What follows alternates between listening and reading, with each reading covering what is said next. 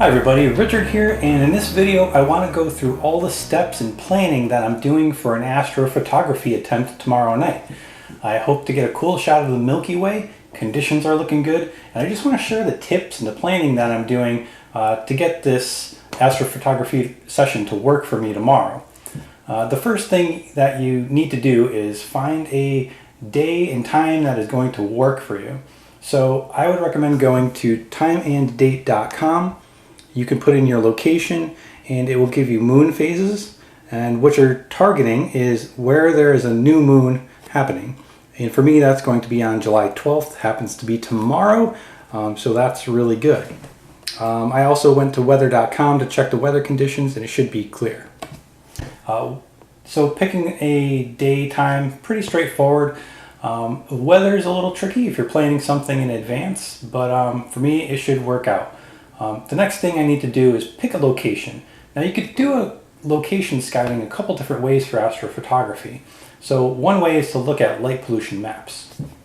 So you could go to lightpollutionmap.info. If you Google it, you'll get to it. And this is going to give you an overlay of the light pollution over your destination, where you are. So I'm right here in Connecticut, and you can see that there's pretty much bad light conditions with the white, reds, and the oranges. That means that there is a lot of light pollution.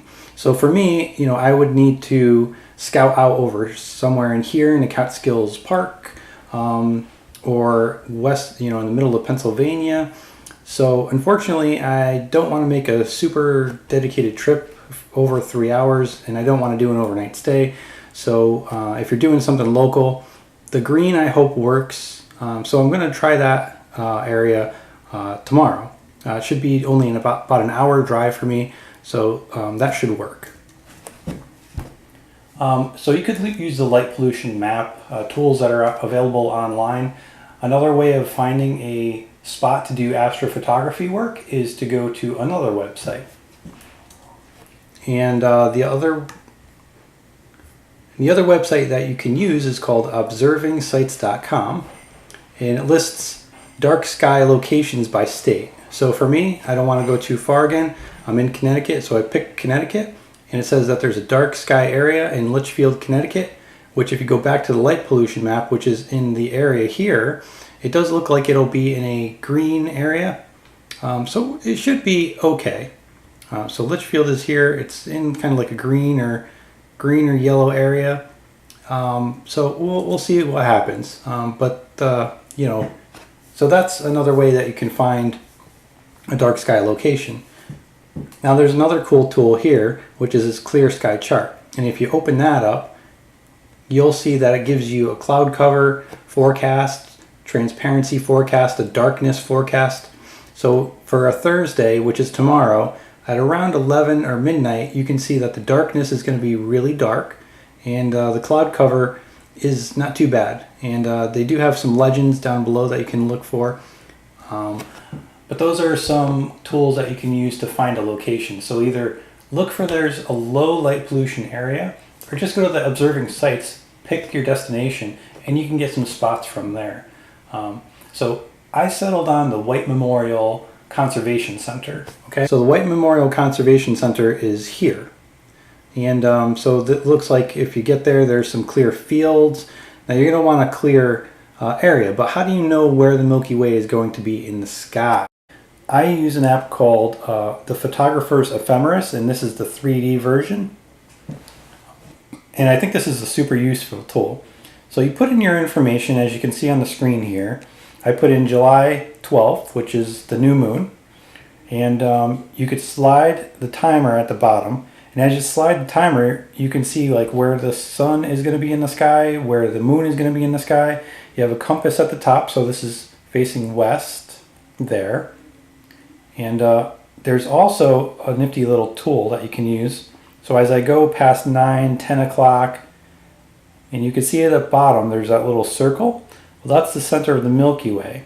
So I'm going to just line my dotted lines at the bottom there at 11:17. I'm sorry, I used military time, so 23:17 is 11:17 p.m. And if I kind of zoom around, I look around, and here's the photographer's ephemeris 3D will give you a preview of what the sky is going to look like at that time of night. And as I come across at the southern sky, you can see here's the lit up area of the Milky Way, right? So I know, using these planning tools, that the Milky Way is going to come up in the southern sky. And as I slide my timer, if I go to like midnight, see how it keeps going to the right there? This is a great tool if you want to line up the Milky Way perfect to where you're going to be shooting from.